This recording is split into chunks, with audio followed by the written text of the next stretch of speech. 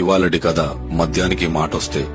చావు బతుకుల మధ్య ఉన్న ఒక వ్యక్తి భార్య మద్యంతో ఇలా అంటుంది. నీ వల్లే నా భర్త ఈ స్థితికి వచ్చాడు, నువ్వు వ్యసనంగా మార్చుకున్నావు కాబట్టి ఈ రోజు చావు బతుకుల మధ్య ఉన్నాడు అని మద్యాన్ని నిందించింది. అప్పుడు మద్యం అంటాడు, పిచ్చిదానా, మొదటిసారి నీ భర్త 16 ఏళ్లప్పుడు అమ్మాయి ప్రేమించి మోసం చేసిందని చద్దామనుకున్నాడు. కాని నన్ను పుచ్చుకున్నాక దానమ్మ ఇది కాకపోతే ఇంకొకతని బతికించి పంపాను. చదువుకున్నా లాభం లేదని సాయంత్రాలు ఏడుస్తుంటే ఉద్యోగం కాకపోతే వ్యాపారం చేసుకుంటానని ధైర్యం చెప్పి పంపాను.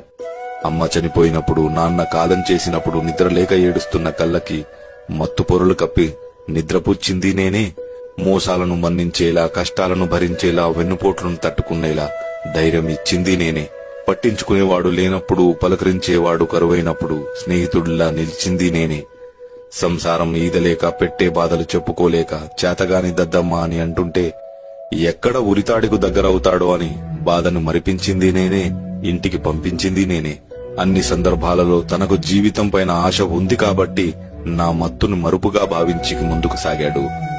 ఎంత చేసినా నువ్వు మాకు ఏం పీకావు అని ప్రశ్నించారు కాబట్టే బతకాలన్న ఆశ కోల్పోయి మంచాన పడ్డాడు. మందు వికటించి కాదమ్మా, మనోధైర్యం లోపించి చనిపోతున్నాడు నీ భర్త.